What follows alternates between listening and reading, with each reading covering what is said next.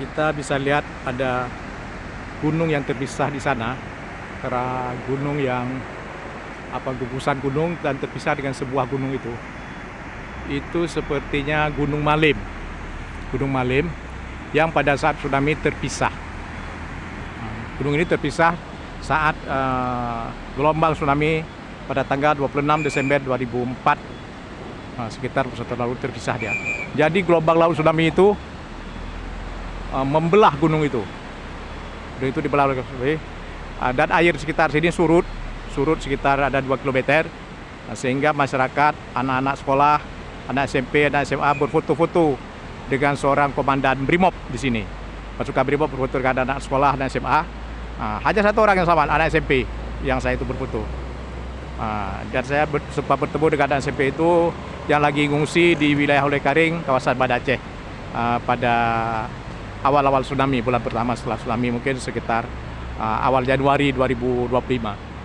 Jadi ini gunung yang terbelah. Jadi dulu kisahnya di sini airnya surut sekitar 2 km, ikan keluar menggelepar, anak-anak pergi membungar itu, dan ada satu ekor ikan yang agak aneh.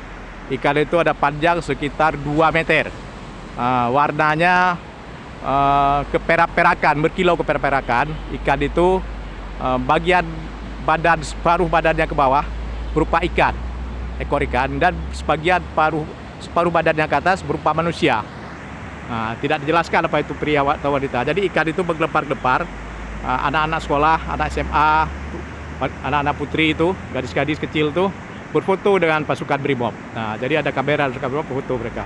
Kemudian air menghempas kembali, air yang sudah surut itu balik dan menghempas mereka semua, menenggelamkan mereka dalam lautan Samudra Hindia ini, dan mereka semuanya meninggal kecuali satu orang anak SMP itu yang dengan ibunya berhasil lari ke gunung dan mereka selamat.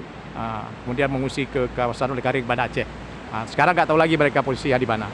Tapi ini Gunung Malim yang dibelah oleh tsunami 20 tahun lalu itu, dengan kisah yang misterius, kisah seekor putri duyung yang panjangnya sekitar 2 meter dengan kulit sisi tubuhnya keperak-perakan, berkilau dia, menggelepar-gelepar di situ di pasir pantai saat air laut surut.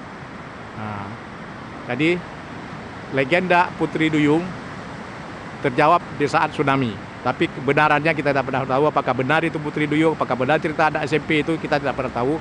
Jadi inilah Gunung Malim yang terbelah saat tsunami. Terus ikuti channel Harian Muslim TV dengan informasi publik dan dakwah Islam.